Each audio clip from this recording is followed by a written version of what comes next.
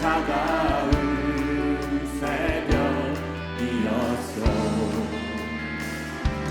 주님 마음속에 사랑이 있음을 나는 느낄 수가 있었어.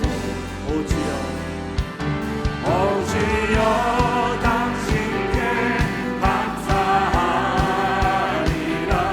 실로와 내게 주심을 나에게 영원한 사랑 속에서 떠나지 않게 하소서.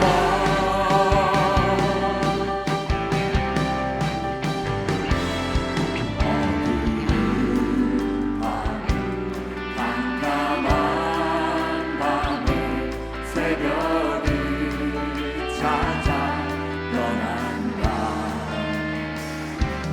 종이 울리고 닭이 울어도 내 눈에는 오직 밤이었어. 우리가 처음 만난 그때는 차가운 새벽이었어.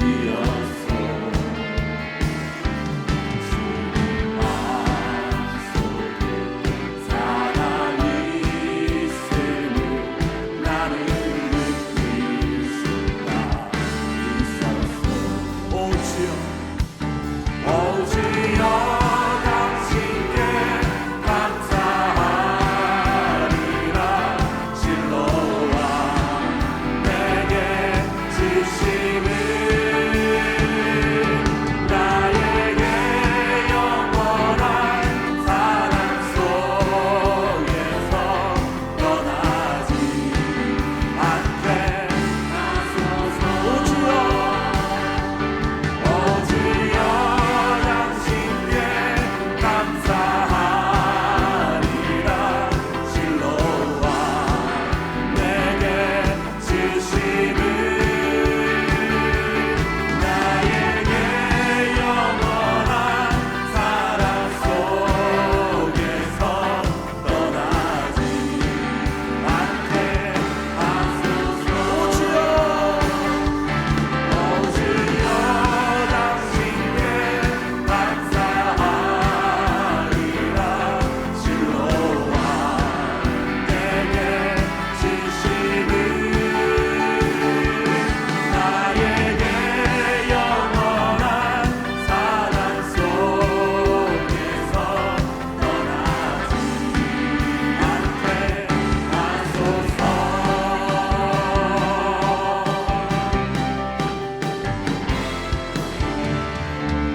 사랑하시는 주님을 찬양합니다.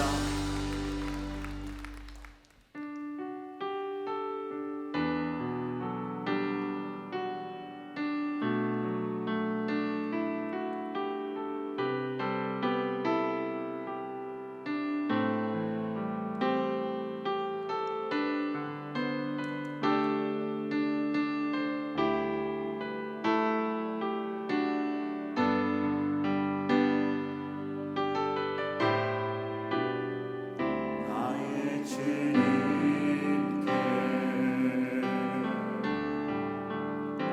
찬양 드리며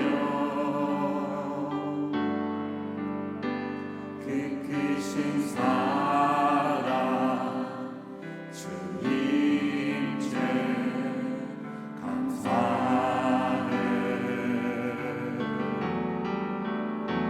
어둠 속에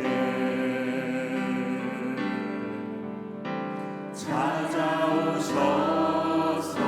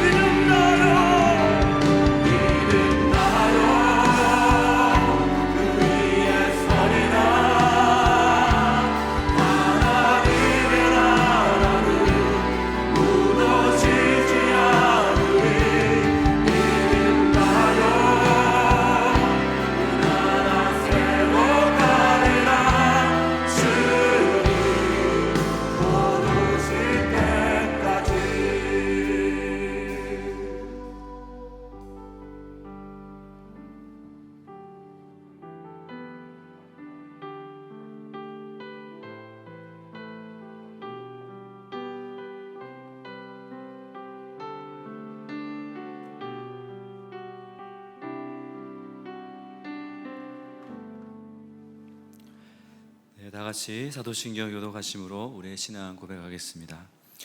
전능하사 천지를 만드신 하나님 아버지를 내가 믿사오며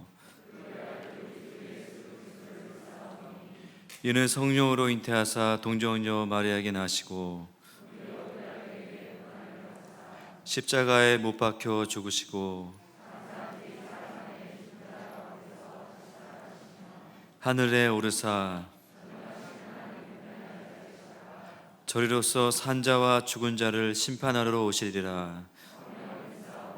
거룩한 공예와 죄를 사하여 주시는 것과 영원히 사는 것을 믿사옵나이다. 아멘. 오늘 함께 보실 말씀은 요한복음 9장 1절로 7절까지 신약성경 요한복음 9장 1절로 7절까지 말씀입니다. 제가 봉독해드리고 7절은 같이 읽도록 하겠습니다. 예수께서 길 가실 때에 날 때부터 맹인된 사람을 보신지라. 제자들이 물어 이르되 라삐여, 이 사람이 맹인으로 난 것이 누구의 죄로 인함이니까? 자기니까 그의 부모니까? 예수께서 대답하시되 이 사람이나 그 부모의 죄로 인한 것이 아니라 그에게서 하나님이 하시는 일을 나타내고자 하심이라. 때가 아직 낮음에 나를 보내신 이의 일을 우리가 하여야 하리라. 밤이 오리니 그때는 아무도 일할 수 없느니라. 내가 세상에 있는 동안에는 세상의 빛이로다. 이 말씀을 하시고 땅에 침을 뱉어 진흙을 이겨 그의 눈에 바르시고 이르시되 실로암 못에 가서 씻으라 하시니, 실로암은 번역하면 보냄을 받았다는 뜻이라. 이에 가서 씻고 밝은 눈으로 왔더라. 아멘. 함께 기도하겠습니다. 하나님 감사합니다. 연약한 우리, 아무것도 알 수 없는 우리의 인생을 주님이 불쌍히 여기시고 만세전에 우리를 택하여 주시고 주님의 이름 예수 그리스도를 믿을 수 있는 믿음을 허락하여 주신 주님의 놀라운 사랑 인하여서 감사합니다. 이처럼 나와서 예배하며 주님의 이름을 부르는 것이 은혜입니다. 우리가 우리의 힘과 노력과 지혜와 능력으로 주님 앞에 나온 것이 아니오, 주님이 우리를 불러서 이곳까지 나오게 하여 주신 줄로 믿습니다. 누구든지 주의 이름을 부르는 자는 구원을 얻으리라고 하셨사오니, 이 시간 주님의 이름을 부를 때 구원이 우리 가운데 임하는 역사가 일어나게 하여 주시옵소서. 주의 신이 내게 임하였으니 내게 나로 가서 가난한 자에게 복음을 증거하게 하고 눌린 자를 자유케 하며 보지 못하는 자들을 보게 하는 포로된 자에게 자유를 선포한다고 주님 말씀하여 주셨사오니, 이 한 번의 예배를 통해서 포로되고 결박되고 눌린 우리의 심령이 예수 그리스도의 기름 부으심으로 말미암아 새롭게 되는 역사가 일어나게 해 주시옵소서. 오늘이 그날이 될 줄로 믿습니다. 오늘이 주님의 말씀이 성취되는 날이 될 줄로 믿습니다. 우리 가운데도 이런 믿음을 허락하여 주시옵소서. 오늘도 주님 앞에 예배드리는 이 한국교회 강단 주님이 축복하여 주시고, 이 방방곡곡 하나님 앞에 예배드리는 나라로 주님께서 인도해 주신 것 감사합니다. 5,000년 동안 우상을 섬기며 살던 우리 민족이 이제는 전국 방방곡곡에서 주님의 이름을 부르고 찬양하며 예배하는 나라로 바꿔주신 하나님 감사합니다. 이것이 우리를 위한 것이 아니오, 이 마지막 때 주의 길을 예배하며 하나님의 사명을 감당하기 위해서 이 나라를 복주시고 새롭게 해 주신 줄로 믿습니다. 이 나라 가운데 주신 사명이 있사오니 마지막 때 사명을 감당하는 이 나라, 이 민족 한국 교회 되어지게 역사해 주시옵소서. 오늘도 세계 열방 곳곳에 흩어져서 주의 복음을 위하여서 주님 사나 죽으나 내 몸에서 그리스도가 존귀되게 하려 함이라 고백하였던 사도 바울의 고백과 같이 이 열방 세계 곳곳에 나가서 복음을 증거하는 선교 동역자들에게 성령님 함께 해주시고 날마다 성령으로 충만하게 하시고 주님 하나님 주시는 영적 전투에서 승리하는 역사가 날마다 일어날 수 있도록 인도하여 주시옵소서. 주님, 오늘부터 우리 교회 일꾼 세우기 과정이 시작됩니다. 주님께서 준비시키시고 이 교회 가운데 부르셔서 훈련받을 마음 주셔서 이와 같이 과정에 참여하게 된 우리 귀한 성도님들 있습니다. 성령님 함께 해주시고 성령으로 기름 부어주시고 한번 사는 인생 하나님 나라와 영광을 위해서 살아가고자 하는 결단이 있는 시간 되어지게 역사해 주시옵소서. 말씀을 증거하시는 우리 담임 목사님에게 성령으로 함께 해주시고 육신에 강건함 주시고 성령으로 충만하게 주님께서 기름 부어 주시옵소서.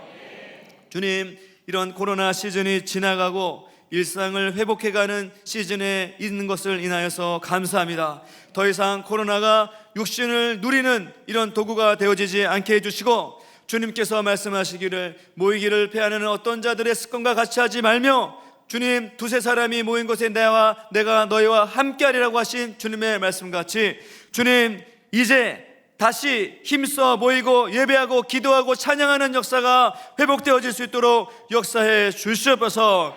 교회를 나오지 못하게 하는 모든 두려움과 핑계와 자기 생각을 버리고 온전히 다시 초대교회 같이 모이기를 힘쓰며 예배하고 찬양하는 역사가 일어날 수 있도록 인도하여 주시옵소서. 오늘도 마음을 다해서 예배하며 주님 앞에 나오는 이 주일학교에서부터 청장년, 중고등부, 청소년에 이르기까지 하나님을 경험하고 말씀을 믿고 주님 앞에 나가는 시간 되어질 수 있도록 역사해 주시옵소서. 감사드리고 예수님의 이름으로 기도합니다. 아멘.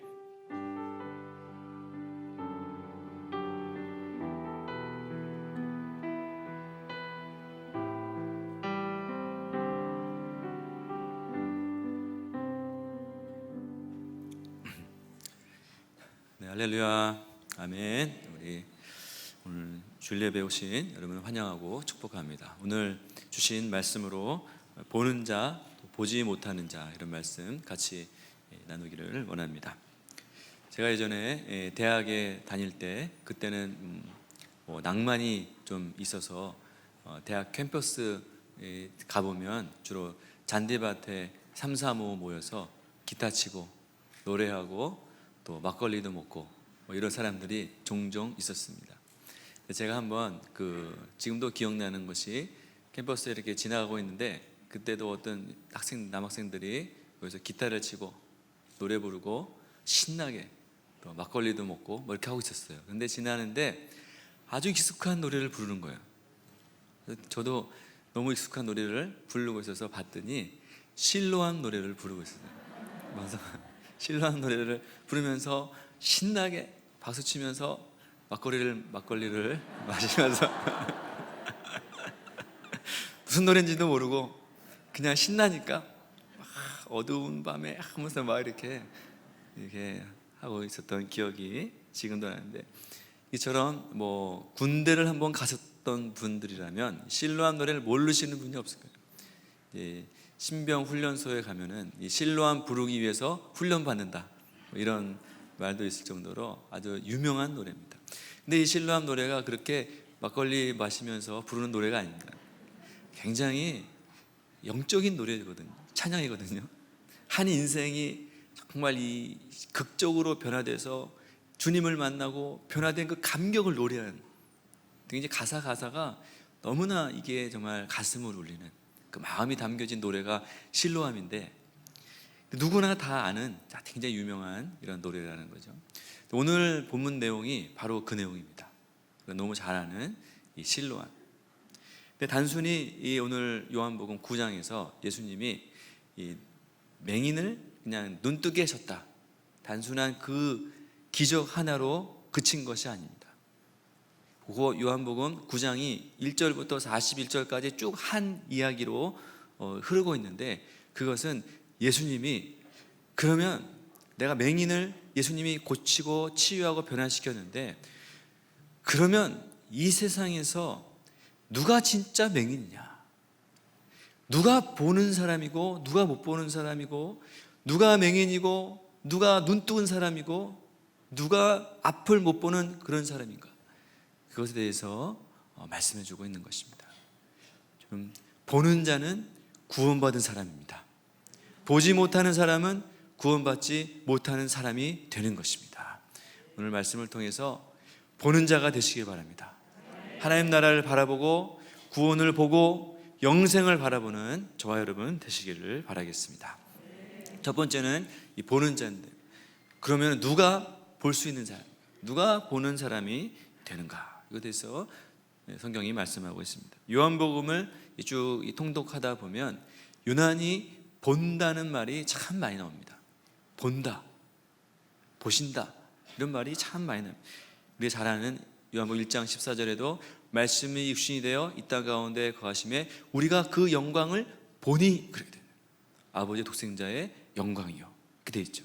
18절에도 하나님을 본 사람이 없으되, 하나님을 본 사람이 없으되 독생하신 아들이 그것을 나타내었느니라, 이렇게 나타나. 또 28절에 세례요한이 예수님을 보고 뭐랍니까? 보라, 세상 죄를 지고 가는 하나님의 어린 양이다, 이렇게 말했어요.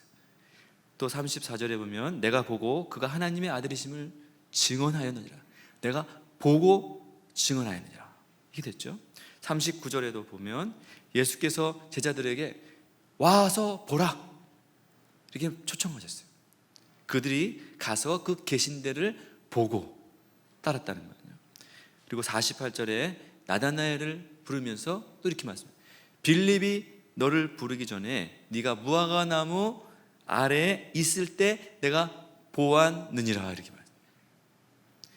또 나다나엘에게 하늘이 열리고 하나님 사자들이 오르락내리락 하는 것을 네가 보리라, 이렇게 말씀하죠. 아들, 또 사람이 니고데모에게 사람이 거듭나지 아니하면 하나님 나라를 볼 수 없느니라.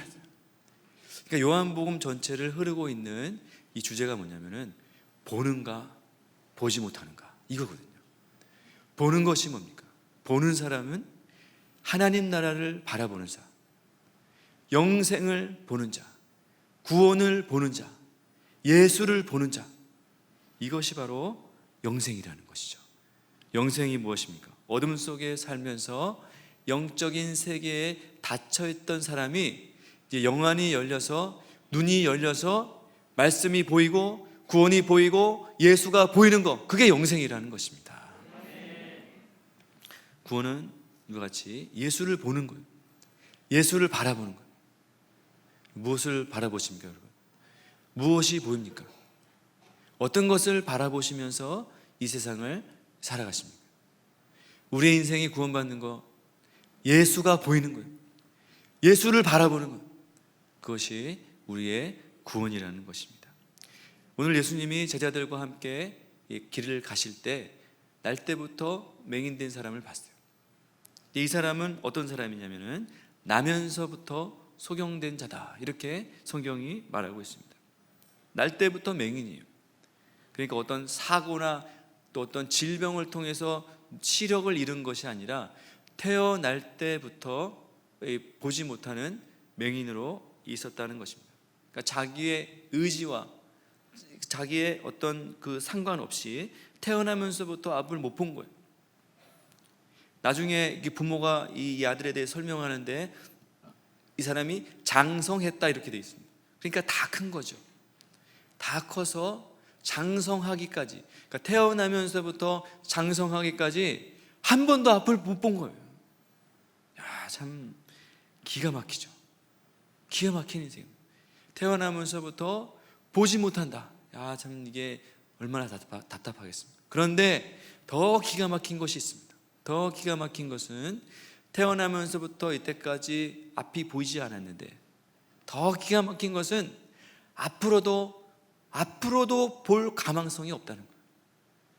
소망이나 기대나 소망이 없어요. 희망이 없어요. 다시 보게 될 희망이 없어요. 이런 인생 속에 살아가는 것이 바로 이 맹인이었어요. 그래서 할 수 있는 게 뭡니까? 구걸하는 거예요. 거지로 사는 거예요. 남들이 나를 도와줘야 살 수 있는 이런 기구한 인생, 어떻게 보면 거지 같은 인생을 평생 살아가야 될 운명이 바로 이 사람이었어요. 비참하죠. 이런 인생에 무슨 소망이 있겠습니까? 앞도 보지 못하고 거지고 질병, 또 이렇게 불쌍하고 재산도 없고 이렇게 살아가는 이런 사람. 거기에 더해서 어떤 사람을 살았냐? 이 사람은 멸시와 천대를 안고 살아간 사람들이었더라고요. 오늘날은 뭐 별로 그렇지 않지만 당시 어떤 장애를 가진 또 큰 질병이 있는 이런 사람에 대해서는 그 사람이 어떤 죄를 지은 사람이다, 하나님의 벌을 받아서 저주를 받아서 저 사람 저런 것이다, 이런 의식이 굉장히 일반적인 생각이었어요. 그래서 세리와 창개는 후천적인 거예요. 자기가 선택해서 죄를 지은 거예요. 근데 이 사람은 나면서부터 이런 장애를 안고 살았으니 이 사람은 얼마나 큰 죄를 지었길래, 조상들의 죄를 지었길래 이 사람이 이런 인생을 사는가? 사람들이 다 그렇게 생각했다는 거죠. 태어나면서부터 버림받고 저주받아서 저런 것이다, 이렇게 수군대며 살았다는 거예요. 그래서 2절 보면은 제자들도, 2절에 보시면 제자들도 그렇게 생각했어요. 라삐여, 이 사람이 맹인으로 난 것이 누구의 죄입니까? 자기니까? 부모니까? 이렇게 말했어요. 날 때부터 맹인된 사람 불쌍합니다. 이 사람 고쳐주세요. 예수님, 이 사람 도와주셔야 됩니다. 그런 게 아니에요. 이 사람 딱 바라보면서 이 사람 무슨 죄를 많이 져갖고 이렇게 된 겁니까?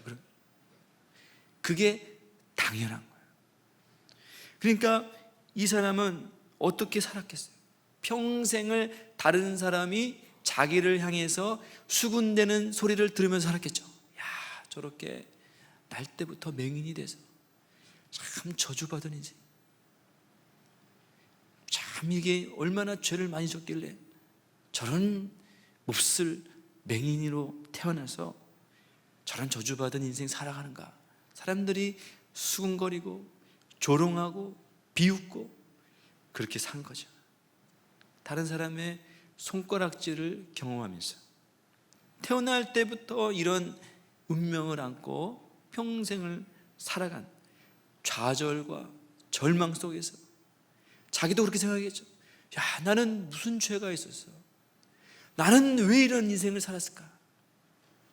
한 번도 눈 떠볼 생각 못하고 나는 이렇게 살다가 죽는구나, 이렇게 생각하겠죠. 이것이 무엇을 말합니까? 맹인의 한 사람의 문제가 아니라 바로 우리 인간의 모습을 보여주는 것입니다. 바로 우리의 모습이라는 거죠. 우리 인간 어떻습니까? 우리 인간은 나면서부터 죄를 안고 영원한 심판을 받기에 예정된 사람. 맹인만 이런 인생을 사는 것이 아니라 우리 인생은 태어나면서부터 죄를 지어서 죄인이 아니라 죄인으로 태어나서 심판과 멸망과 하나님의 진노를 받기에 작정된 사람들이 바로 우리들입니다. 이런 인생을 살아가는 거예요. 인간으로 태어난 사람들은 다 이런 죄 안에서 형벌 받기로 작정된 사람들로 살아가야 되는 것이 바로 우리 인간의 모습이라고요. 인간으로 태어난 사람들은 다 이런 삶을 사는 거예요. 맹인만 그런 게 아니에요. 저 사람만 저렇게 손가락질 받아야 될 것이 아니라 우리 인생은 손가락질 받고 심판받고 저주받아야 될 이런 인생으로 태어난 것이 바로 우리 인간의 모습입니다. 그럼 우리 인생은 이렇게 비참하게 살다가 죄 가운데 다 죽고 심판받고 저주받는 게 우리 인생이라면, 우리 인생 무슨 존재의 의미가 있습니까? 우리 인생 한 번 살다가 그냥 가버리면 그냥 심판받고 다 이런 형벌받고 지옥 가는 이런 인생, 그냥 죽다가 그냥 죽고 한 번 사는, 그냥 죽으면 끝인가? 그렇게 생각하기가 쉽죠. 어떻게 보면 이 맹인도 그렇게 생각했을 거예요. 이 사람은 태어나지 않는 게 낫겠다, 그렇게 생각할 수도 있어요. 이 인생 뭐 하려고 태어났냐? 사람들이 이렇게 생각하겠죠. 뭐 하는 거냐? 그렇게 생각할 수 있어요. 그러나 하나님은 우리를 그렇게 보지 않으신다는 거예요. 하나님은 우리를 그렇게 보지 않으세요. 여러분 3절 말씀 한번 보십시오. 예수께서 대답하시되 이 사람이나 그 부모의 죄로 인한 것이 아니라 그에게서 하나님이 하시는 일을 나타내고자 하심이니라, 이렇게 말씀하셨어요. 참 놀라운 말씀입니다. 이 사람이 이렇게 태어난 거 하나님이 하시고자 하시는 일을 나타내기 위함이라는 거죠. 여러분, 당시에 이 맹인을 바라보고, 이 맹인을 바라보면서 이 사람이 이렇게 된 것은 하나님이 하시고자 하시는 나타내기 위함이에요. 이 사람을 통해서 하나님의 놀라운 일을 하나님이 계획하셨어. 하나님은 이 맹인을 통해서 하나님의 역사를 이루시기 위해서 이렇게 하신 거야. 이렇게 생각하는 사람이 아무도 없었어요. 그런데 예수님은 이 맹인을 바라보시는 관점이 달라요. 예수님은 이 사람을 바라보시는 관점, 너는 하나님의 영광을 위해서, 너를 통해서 하나님이 하시고자 하시는 일을 나타내기 위해서 네가 이 땅에 태어난 거야, 이렇게 말씀하시는 겁니다. 우리 인생도 바라보면 나도 인정하고 싶지 않은 우리의 인생의 연약함이나 또 인생의 문제들, 또 장애, 질병, 이런 것이 누구에게나 다 있습니다. 다 있어요. 그리고 나는 그런 치명적인 약점이나 질병이나 장애, 그런 것 때문에 내가 불행해진다고 생각해요. 그래서 이런 나도 원치 않았던 이런 인생의 문제들, 질병, 장애, 사건, 사고, 그런 것은 참 나를 불행하게 하는 것이고, 나는 그것을 감추고 싶고, 이것 때문에 내 인생이 이렇게 됐다, 절망하고 싶어 합니다. 나에게 왜 이런 질병이 생겼을까? 나에게 왜 이런 사고가 생겼을까? 나에게 왜 이런 일이 생길까? 사람들은 이렇게 생각하죠. 그러나 나에게 있는 이런 어떻습니까? 이런 치명적인 약점들, 심지어 이런 장애들, 이것은 나를 통해서 일하고자 하시는 하나님의 계획이라는 것입니다. 하나님은 세상이 바라보는 것처럼 나를 그렇게 바라보지 않아요. 세상이 나를 생각하는 것처럼 그렇게 생각하지 않아요. 심지어 내가 나를 바라보는 것처럼 나를 그렇게 생각하지 않아요. 나의 큰 약점과 연약함을 통해서 하나님의 일을 하실 것을 바라보는 것입니다. 예수님은 맹인을 그냥 맹인이다 이렇게 보지 않았어요. 예수님은 맹인을 그냥 맹인이다 이렇게 보지 않았어요. 이런 맹인을 통해서 일하실 하나님의 영광을 바라보시고 그것을 믿으신 것입니다. 여러분, 나의 인생은, 우리의 인생은, 여러분의 인생은 죄와 어둠 속에서 살다가 그냥 허무하게 죽는 그런 인생이 아닙니다. 그냥 이 세상에 살다가 조금 잘 살다가 병 걸려서 연약해져서 그냥 한번 죽고 없어지고 그런 인생이 아니에요. 우리의 인생은 하나님이 하실 일을 나타내기 위해서 이 땅 가운데 태어나게 하신, 하나님이 소중하게 보시는 그런 귀하고 값진 인생이라는 것입니다. 그래서 하나님은 우리 인생에 대한 소중한 계획을 다 갖고 계세요. 우리 한 사람 한 사람을 통해서 하나님의 놀라운 일을 하실 것이라는 계획을 다 갖고 계신다는 거죠. 이것을 믿으시기 바랍니다. 두 번째는 이 맹인들 보면서 예수님이 이제 하나님의 일을 나타내기 위해서 어떻게 하셨느냐, 침을 뱉어서 맹인에게 발랐어요. 사람들이 보기에는 참 절망스럽고 어둡고 암울한 인생 살아가고 있는 이 사람, 소망 없는 인생, 그냥 맹인, 거지, 저주받은 사람, 이렇게 생각하던 이 사람에게 하나님이 다가오셔서 일하기 시작합니다. 하나님의 일을 시작하셨는데 어떻게 하셨냐면은 예수님이 침을 뱉어서 흙을 이겨서 그 맹인의 눈에 바르고 그 다음에 실로암 못에 가서 씻으라, 이렇게 말씀하셨어요. 예수님이 참 오셔서 뭔가를 치유해 주시겠다. 예수님이 이제 놀라운 일을 행하시겠네. 근데 이 상황이 좀 독특합니다. 굉장히 좀 이상하죠. 일반적인 방법은 아닙니다. 일반적인 방법은 오늘날에도 굉장히 낯선 방법이에요. 여러분, 만약에 예수님이 여러분에게 오셔서 침을 이렇게 발라서 진흙을 이겨서, 진흙을 이길 정도면 어떠세요? 침을 많이 뱉어야죠. 조금 뱉은 게 아니에요. 많이 해서 여러분의 눈에다가 이렇게 딱 발랐어요. 그러고 나서 가서 씻어라. 여러분 어떻게 생각했어요? 지금 이 뭐하는 이 상황이 지금 무슨 어떤 상황이 도대체 이해도 안 되고 이게 지금 무슨 상황이냐? 일반적인 상황이 아니에요. 이게 지금 나한테 왜 이런 일이 생기는 거지? 내가 맹인된 것도 지금 이해도 안 되는데 와, 예수님이라는 분이 와갖고 막 눈에다가 침 이렇게 해갖고 바르는 것도 너무나 이상한 일이에요. 일반적이지 않은 상황입니다. 우리가 잘 알고 있는 나아만 장군은 이것과 또 전혀 반대의 상황을 하셨어요. 나아만 장군은 어떤 걸 원했습니까? 우리 열왕기하 5장 11절에 보면 어떤 것을 원했냐면은 노아에 불러 왜 노했습니까? 내 생각에는 자기 생각에는 자기 이 문둥병이 치유받는 방법을 이렇게 생각했다면 어떻게? 그가 내게로 와서 서서 딱 앞에 와서 쓴 거죠. 그런 다음에 막 하나님의 이름을 부르고 막 기도했다는 거죠. 막 주여 하면서 막 기도해주고 그의 손을 내 상처난 부위에 막 흔들어서 막 이렇게 막 해갖고 그러면 내 문둥병이 나병이 나을 것이다 이렇게 생각하고 있었다는 거예요. 만약에 오늘 예수님이 했던 방법으로 나만한테 막 침 발라하고 막 진흙으로 막 만들어서 막 바르고 했다면 나만이 어떻게 했어요? 주여 할렐루야 드디어 나에게 치유가 임하는구나 하나님 감사합니다 그렇게 생각했겠죠. 그걸 바랬으니까. 근데 나만에게는 어땠습니까?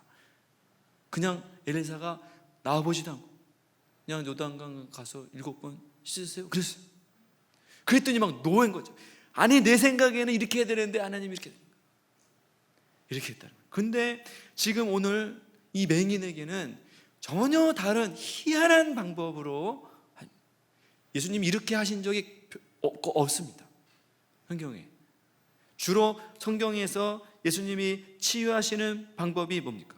어떤 사람들이 다 나와서 주여 나를 불쌍히 여기소서 그러면 예수님이 가서 가라 내 믿음이 너를 구원하느니라 그러면 막 이 믿음으로 가는 주로 이게 예수님의 어떤 레파토리 치유의 과정이 주로 그렇잖아요. 그런데 이렇게 하신 적이 거의 없단 말이에요. 예수님이 뭘 말합니까? 예수님이 일하시고 역사하시고 사역하시고 하는 방법이 각 사람마다 다 다르더라고요. 각 사람마다 다 달라요. 그 사람의 믿음과 환경과 상황에 따라 다 다르게 일하신다는 거예요. 그런데 방법은 다르지만 어떻게 하시냐? 그 사람이 믿음으로 할 수 있는 최고의 방법으로 일하십니다. 이것이 예수님이 일하시는 방법이에요. 나아만 장군에게는 왜 그렇게 했습니까? 나아만 장군에게는 그냥 가서 말씀에 순종해서 요단강에 7번 씻는 것이 나아만이 믿음으로 도전할 수 있는 최고의 방법이 그것이기 때문에 그렇게 하신 거예요. 그러나 오늘 이 맹인에게는 왜 침을 발라서 더럽고 뭐 그런 것 같아 보이는데 그렇게 하셨느냐? 맹인이 믿음으로 주님 앞에 나올 수 있는 최고의 방법이 이것이기 때문에 주님이 이렇게 일하시는 것입니다. 우리는 이해가 안 가죠. 우리는 이해가 안 가요. 왜 이렇게 하는지. 맹인으로 태어난 것도 이해가 안 가고 왜 이렇게 침을 발라갖고 이렇게 하는 것도 이해가 안 가고 다 좋아 보이는 것도 아니고 이해도 안 되고 마음에 드는 게 아무것도 없어요. 이게 우리 가운데 일어나는 일들이 주로 이런 일입니다. 여러분들이 일어나는 일들이 이해되는 게 아무것도 없죠. 내 뜻대로 되는 게 아무것도 없어요. 우리 인생 살아보면 내 뜻대로 되는 게 아무것도 없어요. 이해되지도 않아. 왜 이런 일이 생기고 또 교회에 왔더니 교회에서는 또 왜 이렇게 하는지, 왜 기도하라 그러는지, 말씀 보라 그러는지, 예배 드리라 그러는지, 뭐 하라 그러는지 도대체 이해가 안 가요. 셀 리더는 왜 이거 하라 그러는지 저거 하라 그러는지 창세기 들으라 그러는지 아무것도 이해가 안 가요. 도대체 이해가 안 가요. 왜 이렇게 날 가만두지? 왜 이렇게 하라 그러냐? 도대체 이해가 안 가요. 하나님은 왜 이렇게 일하십니까? 바로 그렇게 하는 것이 내가 믿음으로 주님을 경험할 수 있는 최고의 방법이기 때문에 그렇게 하시는 겁니다. 여러분, 예수님이 지금 여러분에게 일하시는 방법, 내가 이해하지 못하는 그 방법, 그게 뭡니까? 바로 나에게 일하시는 최고의 방법인 줄 믿으시기 바랍니다. 그렇게 할 때 이제 세 번째는 가서 이제 씻는 거죠. 가서 이 맹인이 가서 씻으라고 하니까 가서 씻었어요.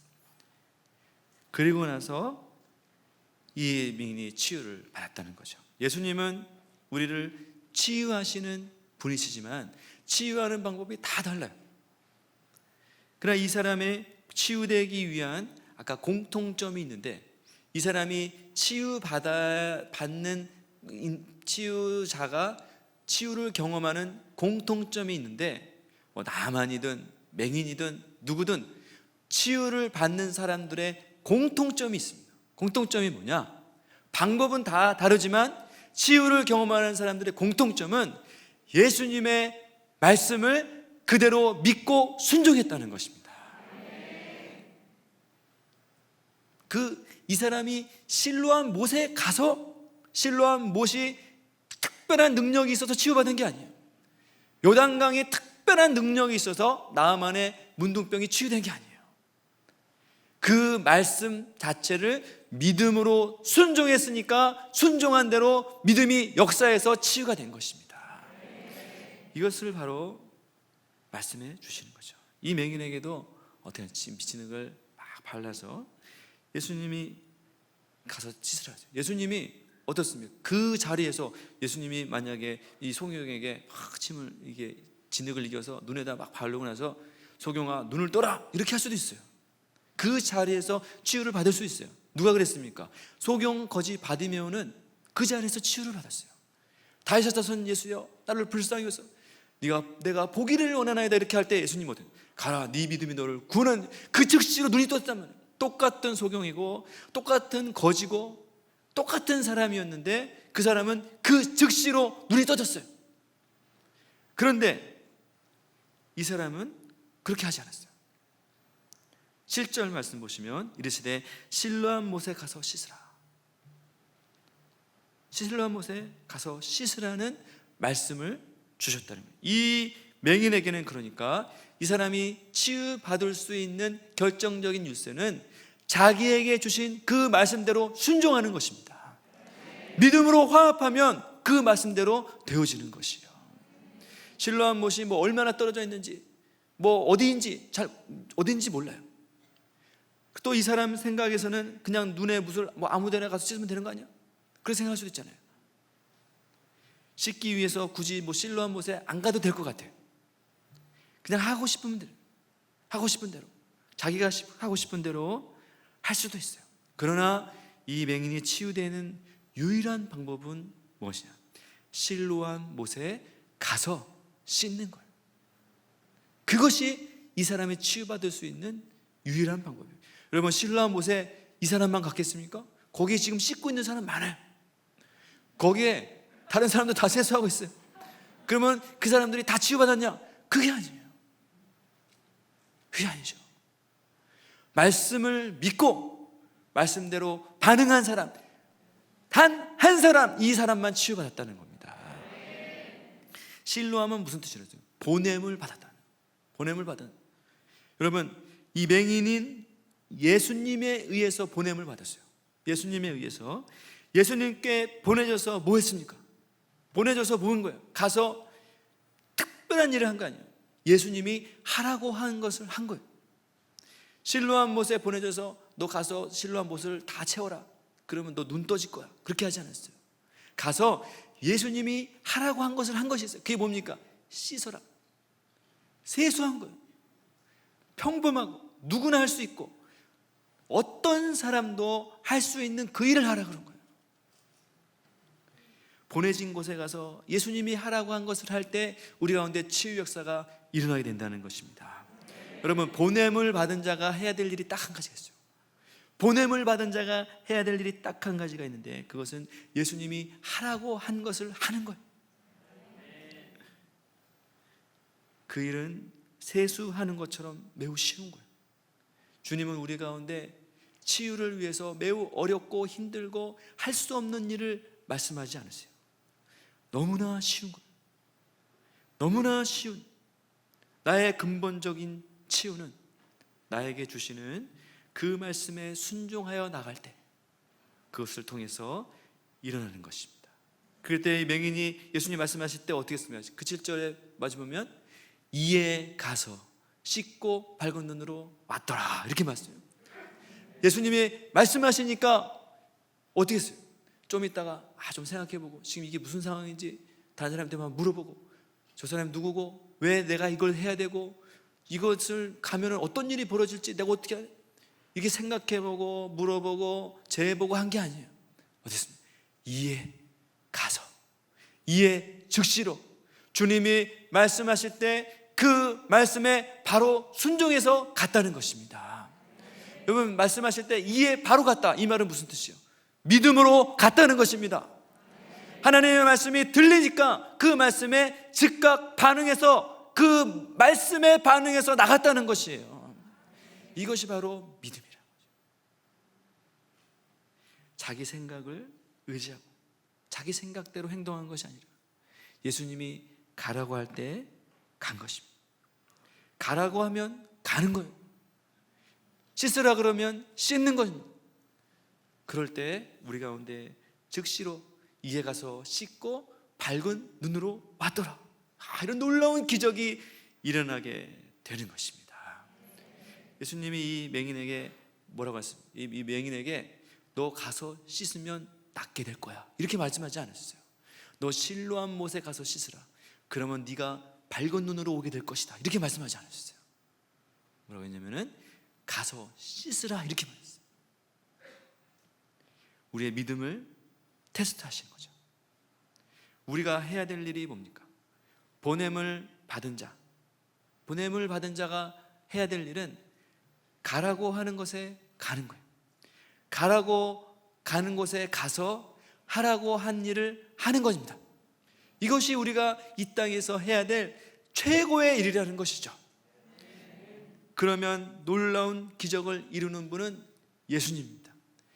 예수님이 가라고 했으니까, 예수님이 가서 씻으라고 했으니까 그 이후의 일을 책임지시고 그 우리의 삶 속에 기적을 일으키시고 놀라운 일을 이루실 분이 누굽니까? 가라고 한 사람, 보냄을 받았다 이 말은 보낸 사람이 책임지겠다 이 말입니다. 가라고 했으면 예수님이 나의 인생을 책임지게 될 줄로 믿습니다. 우리 인생도 이와 같아요. 우리 인생도 이와 같아요. 우리는 이 땅에서 보냄을 받은, 이 땅으로 보냄 받은 사람들, 이 땅에 보냄 받아서 우리가 해야 될 일이 뭡니까?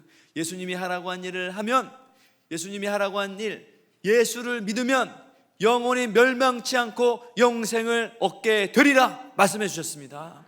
이 땅에서 우리가 해야 될 일은 예수님의 말씀을 믿고 영생을 얻고 천국을 예배하게 되는 그런 삶을 살게 되는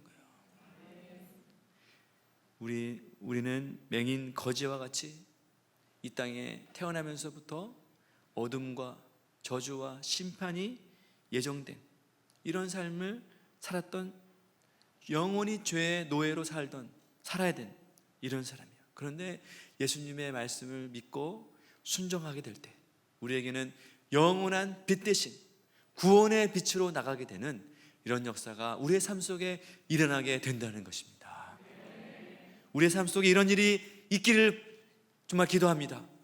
한 사람도 더 이상 이 어둠 속에 거하지 말고, 한 사람도 이 어둠 속에서 방황하고 심판이 예정된 그 삶을 살지 않고 가서 실로암 못에 가서 씻으라 하신 주님의 말씀과 같이 그 한 말씀을 믿고 반응할 때 우리 가운데 밝은 빛으로 나오게 되는 이런 역사가 일어나는 저와 여러분 되시기를 바라겠습니다. 빛으로 왔어요. 놀라운 기적이 일어나는 거죠. 한 번도 빛을 보지 못한 사람이 빛을 봤다고 생각해 보세요. 한 번도 보지 못한 것을 봤다고. 빛이 어떤 것인지 알지 못하더라. 사람이 어떻게 생겼는지 알지, 나무가 어떻게 생겼는지, 강이 어떻게 생겼는지, 산이 어떻게 생겼는지 한 번도 보지 못한 사람이 이것을 봤으니 여러분은 얼마나 기쁘고 감사하고 정말 놀라운 기적이, 아마 껑충껑충 뛰면서 막 기뻐하고 찬양했을 거예요. 그런데 이 가운데 보지 못하는 자가 등장하게 된다는 거죠. 이런 기적이 일어나면 모든 사람이 다 즐거워하고 기뻐하고 감사하고 영광 올리고 그럴 것 같지만 그렇지 않은 사람이 꼭 있다는 거예요. 꼭 있다는 거예요. 누가 등장하냐? 바리새인이 등장해요. 놀라운 사람들이. 그래서 이 사람들은 첫 번째는 기적을 믿지 않았어요. 기적을 믿지 않았어요. 한 인생이 지금 변화됐잖아요. 새롭게 됐어요. 전혀 다른 인생이 됐어요. 그런데 이 사람에게 이제 질문을 하죠. 사람들이 데리고 와서, 바리새인들에게 데리고 왔어요. 종교 지도자들이니까 데리고 왔어요. 이 사람이 어떻게 된 건지 한번 설명해 주세요 하면서 15절에 보니까 사람들이 데리고 와서 어떻게 보게 되었는지를 물었어요. 너 어떻게, 바리새인도 그가 어떻게 보게 되었는지 물었어요. 그랬더니 이 사람이 뭐라고 했어요? 예수가 진흙으로 내 눈에 발아서 가라고 해서 씻었더니 내가 보게 됐습니다. 간증한 거죠. 예수는 분이 나에게 하더니 씻으라고 해서 내가 순종해서 갔더니 보게 됐습니다. 그러면 어땠습니까? 바리새인이 어떻게 해야 돼요? 할렐루야! 그렇게 되잖아요. 너 그동안 평생을 이 맹인으로 살았는데 너 이제 진짜 보게 됐구나. 얼마나 감사해. 너 뭐가 보이니? 하면서 막 이렇게 기뻐하고 감사하고 찬양하고 잔치해야 되잖아요. 잔치해야 되죠. 잔치하고 즐거워 기뻐해야 되잖아요. 그런데 그 뒤에 보면 바리새인들끼리 분쟁이 일어났어요. 어떤 분쟁이 일어났냐? 이 지금 맹인이 눈이 뜬 날이 안식일이에요. 안식일. 그러니까 바리새인들이 분쟁이 일어났어요. 안식일에 이렇게 맹인을 눈뜨게, 이거는 하나님 율법을 어긴 거야. 이거는 이 사람은 죄인이야. 또 한편에서는 어떻게 죄인이 눈을 뜨게 합니까? 하면서 서로 막 분쟁이 일어나고 서로 토론이 되고 논란이 되고 막 이렇게 이런 일 때문에 일어났어요. 누가 옳으니 그르니, 맞다 틀리다, 진짜다 가짜다, 막 계속 막 거기서, 여기 지금 눈 떠 있는 사람은 보고 있는데 서로 막 자기들끼리 막 싸워. 참 아이러니. 그러면서 참 기가 막힌 질문을 하는데 17절 말씀해 보면 이렇게 돼 있어요. 맹인 되었던 자에게 다시 물었어요. 또 물었어요. 질문이 많아요. 그래서 그 사람이 내 눈을 뜨게 하였으니 너는 그 사람을 어떠한 사람이냐? 대답하되 선지자이다. 바리새인들은 어떤 사람이에요? 맹인은 나면서부터 못 본 사람이에요. 일자무식, 거지로 살았어요. 아무것도 몰라. 그런데 바리새인은 어떤 사람이에요? 나면서부터 율법을 배우고 지금까지 예배드리고 금식하고 봉사하고 구제하고 제사드리고 율법 연구한 사람이 이 사람들이에요. 그런데 이 맹인한테 물어보는 그 사람이 어떤 사람이냐? 도대체 누구냐? 근데 맹인은 정답을 알려줘. 선지자입니다. 선지자라고 정답을 알려줬어요. 그래도 안 믿어. 참 놀랍죠. 그리고 나서 나중에는 어떻게 뭐 또 안 믿었냐면은 네가 맹인이었던 거 내가 못 믿겠다 그랬어. 너 진짜 맹인 맞아?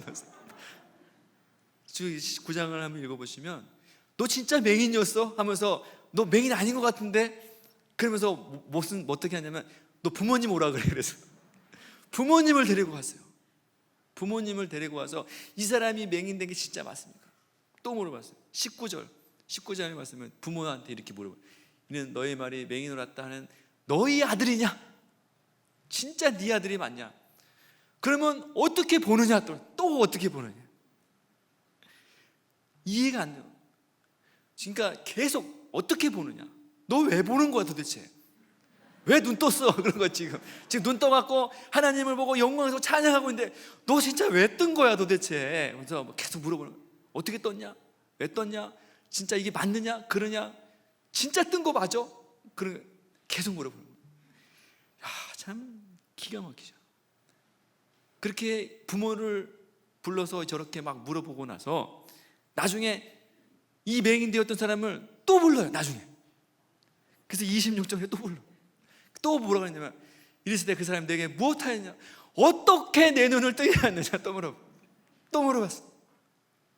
계속 똑같은 질문. 어떻게 눈 뜨냐? 왜 그랬습니까? 믿지 않으려고 하니까, 안 믿으려고 하니까, 믿겨지지 않는 거죠. 도대체 이게 무슨 일이냐? 믿지를 못하는 거예요. 아무것도 믿고 싶지 않아요. 믿고 싶지 않아요. 이렇게 살아가는 거예요. 이게 뭡니까? 종교의 모습이에요. 믿음이 없으면 계속 따진. 믿음으로 받으면 쉽잖아요. 맹인으로 눈 떴는데 그거에 여러분 그냥 믿으면 되잖아요. 근데 믿음이 없으니까 따지는 거예요. 질문하고 계속 물어보고 옳으냐 그러냐. 맹인이 눈을 뜨면 모든 사람이 믿을 것 같지만 그렇지 않아요. 믿지 않는 사람이 있어요. 이 바리새인들도 맹인이 눈을 뜬 것은 놀라운 기적이라는 것을 알고 있어요. 구약 성경에 이런 기적이 없다는 것도 알고 있어요.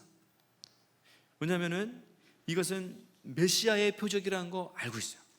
이사야서 35장 5절에 이렇게 있어요. 이사야서 35장은 메시아가 오면 메시아의 표적을 나타내는 성경이에요. 메시아가 오면 이런 일이 일어날 것이다. 그 중에 그때는 예수 그리스도가 메시아가 이 땅에 오실 때 이런 일을 하겠다는 거예요. 맹인이 눈이 밝을 것이며 못 듣는 사람의 귀가 열릴 것이며 이렇게 분명하게 말씀해 줬단 말이에요. 그런데 이것이 믿겨지지가 않는 거예요. 믿을 수가 없어요. 그럼 구약 성경에 놀라운 기적들이 많아요. 어디면 홍해가 갈라지잖아요. 홍해 갈라지고 태양아 멈춰라 그러면 태양도 멈췄어요. 그리고 여리고성이 무너지고 만나가 내리고 엄청난 기적들이 수도 없이 일어났어요. 그런데 구약 성경에 나타나지 않은 기적이 있어요. 그게 뭐냐면은 맹인이 눈을 뜨는 거예요. 죽은데도 살아났었어요. 그런데 맹인이 눈을 뜨는 기적은 메시아의 표적이에요. 메시아가 오면 이런 일이 일어날 것이다. 이사야서 35장에 기록되어 있단 말이에요. 이거 바리새인도 잘 알고 있어요. 이런 메시아가 오면 이런 일이 일어날 것이다. 그런데 자기 눈앞에서 지금 눈을 떴잖아요, 맹인이. 그러면 어떻게 돼요? 메시아가 오셨구나. 메시아가 오셔서 지금 그 일을 하시는구나. 메시아가 지금 오셨구나. 이렇게 믿어야 되잖아요. 근데 그 일을 할 수가 없어요.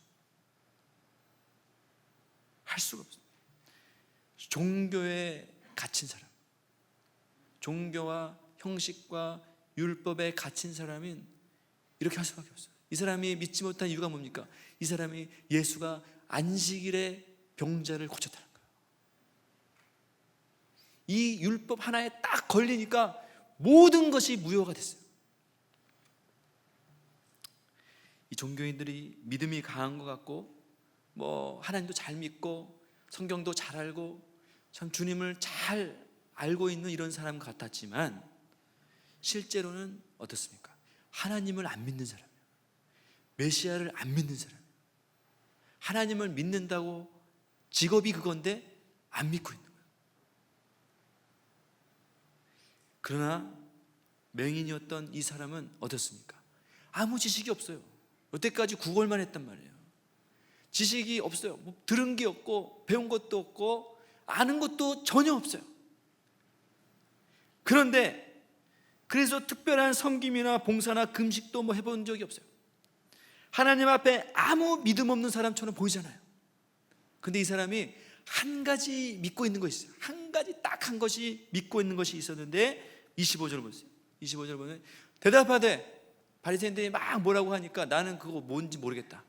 그가 죄인인지 내가 알지 못하나 한 가지 아는 것은 내가 맹인으로 있다가 지금 보는 그것이니라 이렇게 말씀했어요.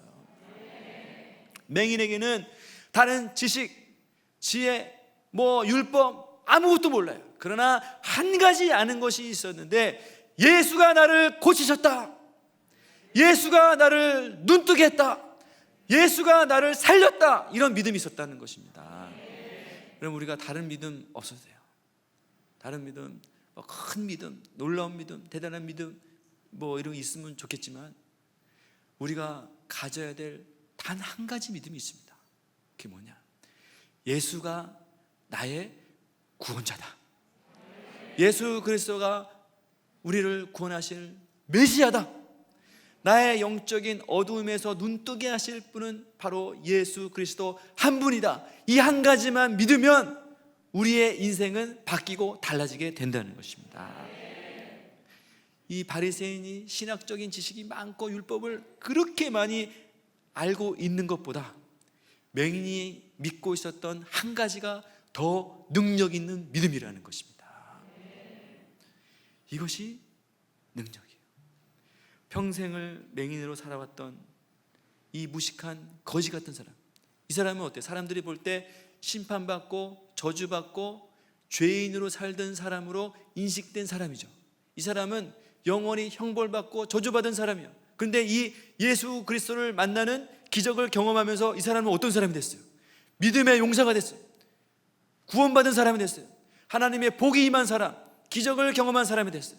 그런데 반대로 정말 하나님을 잘 믿고 복 많이 받고 거룩하고 신령한 사람이라고 알고 있었던 바리새인은 이런 놀라운 기적 앞에서 어떻게 됩니까? 아무것도 믿는 것이 없어요. 한 가지도 안 믿는다 그러죠. 한 개도 안 믿는 믿음에서 떠난 저주받은 죄인이 되었다는 것입니다. 이런 믿음의 기적 앞에서 우리의 믿음의 실체가 다 드러나는 거예요. 그 사람이 어떤 사람인지, 성령의 역사 앞에서 성령께서 임하실 때 우리가 정말 멀쩡해 보이던 이 사람이 완전히 전세가 역전돼서 맹인은 하나님의 사람이 되고 바리새인은 완전히 죄인 중에 괴수가 되는 이런 일이 벌어지게 된다는 것입니다. 이런 믿음을 가진 이 맹인은 한 가지 믿는 것이, 자기를 구원해 주신 이 구원의 감격, 그 한 가지 믿는 믿음이 있었다는 것입니다. 우리가 무슨 체험 중심, 또 뭐 현상 중심, 뭐 신비주의 이렇게 뭐 신앙하는 것은 좀 위험한 신앙입니다. 좀 너무 그것에 집착하고 하는 것은 현상에 매달리는 거, 이거는 좀 별로 좋은 신앙은 아니죠. 위험한 신앙입니다. 그런데 더 위험한 게 있어요.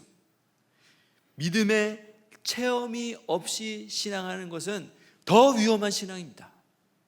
예수를 믿어도 어둠 속에서 빛으로 나오는 경험이 없고, 예수를 믿어도 내 죄가 사해지고 회개되어지고 변화되어지고 치유된 경험이 없는 이 신앙이 더 위험한 거예요. 예수를 믿어도 알고 있는 믿음으로 도전해서 회복되고 변화되고 새롭게 된 어떤 경험도 없는 신앙, 이게 제일 위험한 거예요. 바리새인 같은 종교적인 신앙, 형식과 율법에 매여서 아무 능력 없는 이런 신앙이 된다는 것입니다. 여러분, 그러나 이 맹인은 어떻습니까? 한 가지 믿었잖아요. 한 가지 믿었을 때 나중에 보면 이 바리새인들이 공회에 모아놓고 이 사람들을 막 모였어요. 이 사람을 나중에는 출교시켰어요. 너 떠나라, 공동체에서 추방시켜버렸어요. 그럴 때까지도 예수는 선지자입니다, 그 사람이 나의 눈을 뜨게 하셨습니다, 창세 이후로 이런 일이 일어나지 않았습니다, 이건 하나님이 하신 일입니다, 많은 사람 앞에서 예수를 증거하는 믿음의 증인으로 살게 됐습니다. 여러분, 이런 한 가지 믿음, 한 가지 믿음으로 주님 앞에 나가시는 저 여러분 되시길 바라겠습니다. 마지막으로 이 사람들이 왜 이렇게 보지 못하는 사람이 됐나? 첫 번째는 믿음으로 받지 못했기 때문에 보지 못하고 멸망받는 사람이 됐고, 두 번째는 자기는 본다고 생각하기 때문에 이 사람들은 심판받고 멸망받는 이런 사람이 된 거예요. 그럼 이런 엄청난 기적을 경험하면 모든 사람이 믿는 것이 당연하죠. 그럼 만약에 이렇게 예배드리고 있는데 어떤 맹인으로 오셨던 분이 갑자기 눈을 떴다, 그럼 여러분 어땠습니까? 와, 놀랍다. 다 믿고 기적을 경험하고 그렇겠죠. 여러분, 그렇게 그것을 믿는 것이 쉽습니까? 맹인으로 있다가 눈 떠진 것을 믿지 않는 것이 쉽습니까? 믿는 게 쉬운 거예요. 믿지 않는 건 되게 어려운 거예요. 되게 어렵고 힘들고 복잡한 거예요. 바리새인들의 믿음이 바로 그런 거예요. 아무리 이런 일이 있어도, 아무리 막 오병이어 기적이 일어나고 죽은 자가 살아나고 나사로가 막 죽었다가 살아나고 다른 사람들은 다 믿는데 자기만 안 믿어. 끝까지 막 버티고 대단한 믿음을 가지고, 뭘 해도 안 믿을 거야, 이런 믿음을 가지고 있는 거예요. 참 어려운 믿음이에요. 신앙을 어렵게 하는 거죠. 참 어렵게 하는데, 왜 그럼 이 바리새인들이 이렇게 신앙을 어렵게 하고 믿음도 없고 그렇게 살까? 정말 예수님이 오셔서 다른 이야기를 한 게 아니잖아요. 예수님이 오셔서 전혀 다른 새로운 종교를 막 만든 게 아니잖아요. 성경 말씀대로 이루시고 계시는 거잖아요. 그러면 성경 말씀을 평생 연구한 바리새인들이 예수님을 제일 먼저 환영하고 믿고 따라야 되잖아요. 근데 그렇지 않다는 거예요. 그렇지 않게 된 결정적인 이유가 뭐냐? 예수님이 그 해답을 주셨어요. 너 왜 그렇게 믿지 못하느냐? 바로 41절 말씀을 이렇게 됐어요. 같이 한번 읽어보겠습니다. 시작. 맹인 되었더라면 죄가 없으려니와 본다고 하니 너희 죄가 그대로 있느니라 했었어요. 예수님이 바리새인들이 지금 하고 있는 현상에 대해서 해석해 주신 거예요. 너 왜 이렇게 믿음이 없이 이런 일이 있어도 믿지 못하고 뭘 해도 안 믿는 그런 믿음을 갖고 있냐? 예수님이 해답을 주셨어요. 뭡니까? 너희가 맹인이 되었더라면 죄가 없으려니와 본다고 하니 너희 죄가 그대로 있느니라. 그러니까 이 사람들은 어떤 삶을 사는 거예요? 죄가 그대로 있는 신앙을 하는 거예요.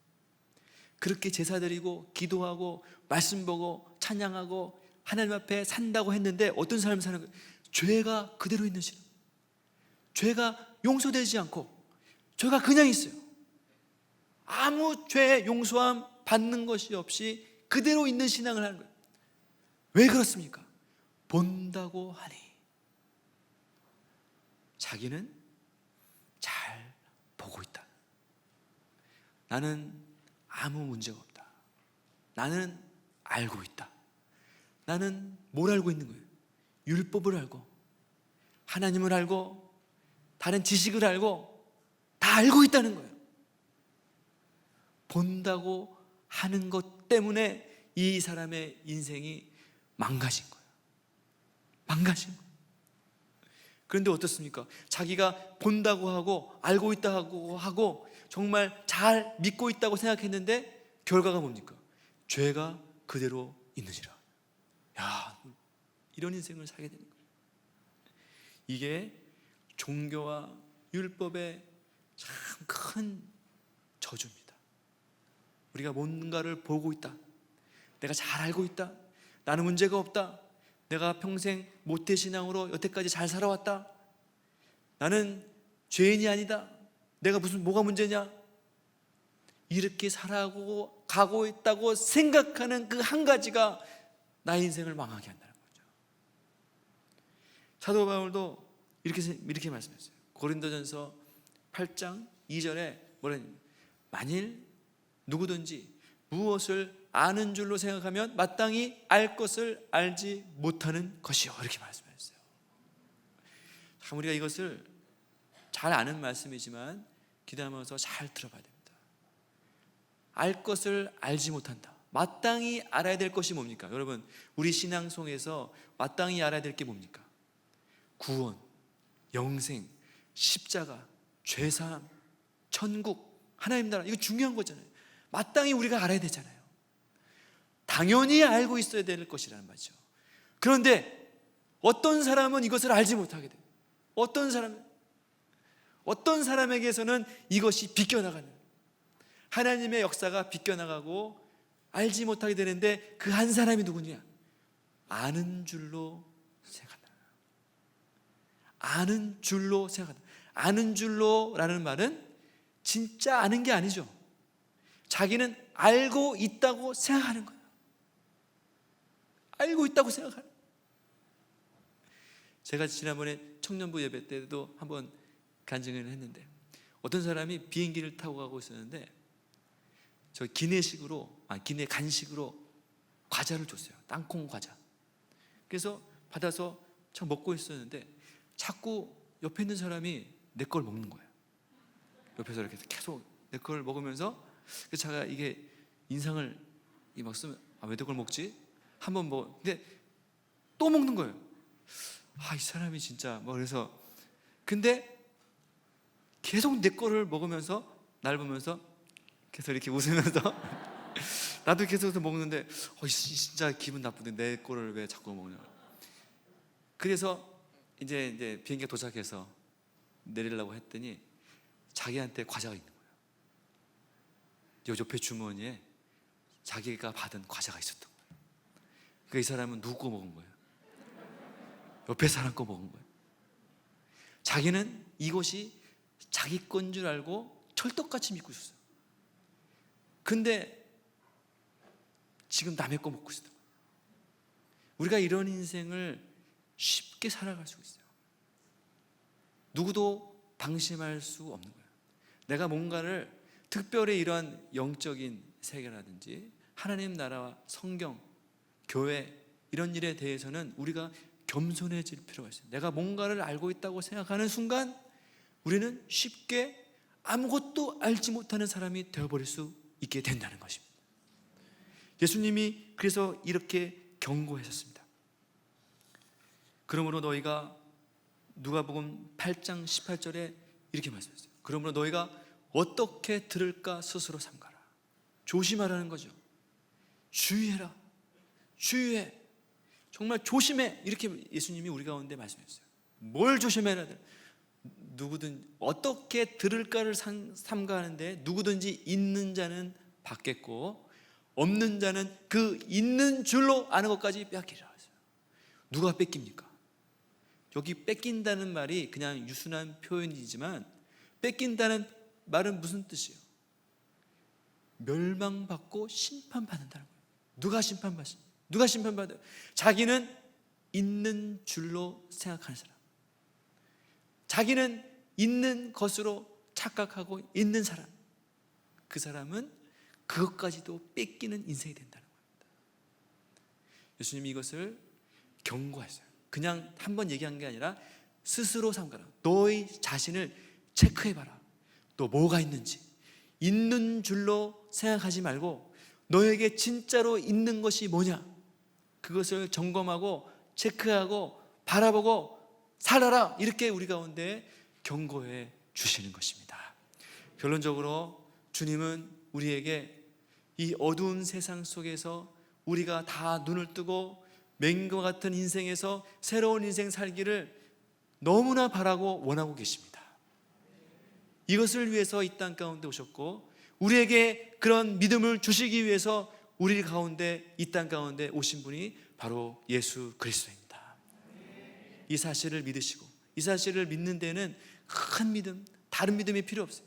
오직 한 가지, 예수가 나의 구원이시오, 예수가 나를 살리셨다, 이런 믿음만 있으면 우리는 영원히 어둠에서 빛으로 나오는 이런 인생이 될 줄로 믿습니다. 이번 한 주간도 정말 이런 이 맹인과 같이 하나님의 기적을 경험하고 예수가 나를 구원하셨다는 기적의 간증이 있는 이런 삶을 사시는 저와 여러분 되시기를 바라겠습니다. 기도하겠습니다. 하나님 감사합니다.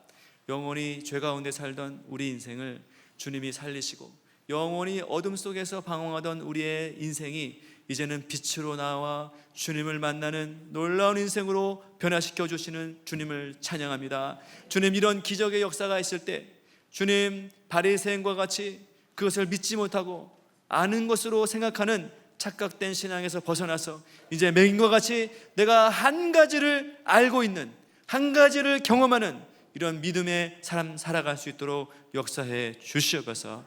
감사드리고 예수님의 이름으로 기도합니다. 아멘.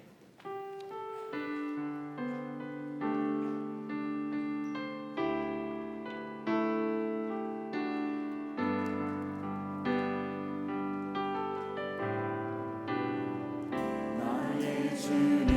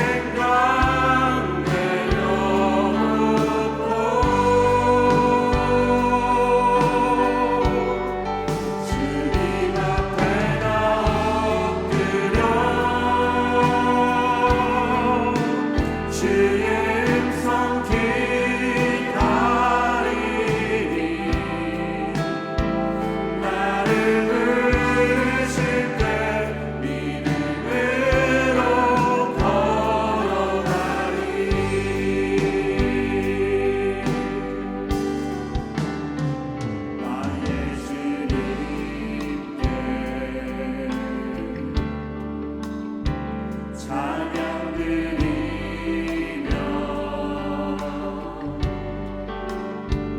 큰 크신 사랑 주님 제 감사해. 어둠 속에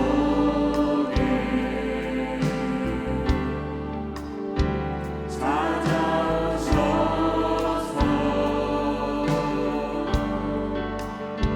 주님의 영광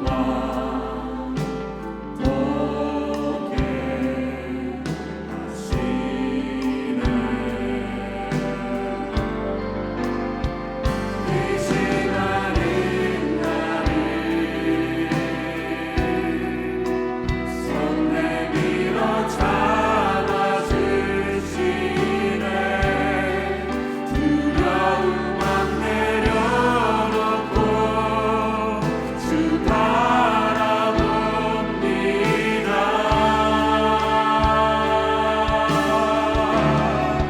주님을 보게 하소서.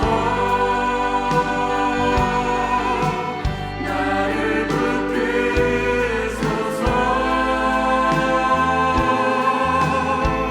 내 뜻과 내 생각 내려놓고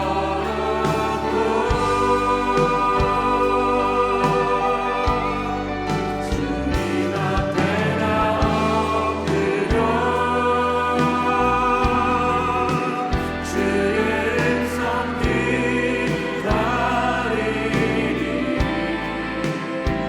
나를 부르실 때 믿음으로 걸어가리. 주님을 보게 하소서. 주님을 보게 하소서. 나를 붙드소서.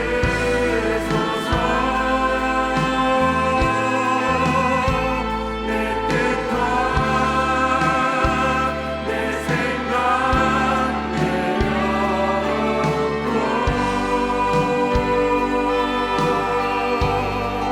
주님 앞에 나 엎드려 주의 음성 기다리니 나를 부르실 때 믿음으로 걸어가리.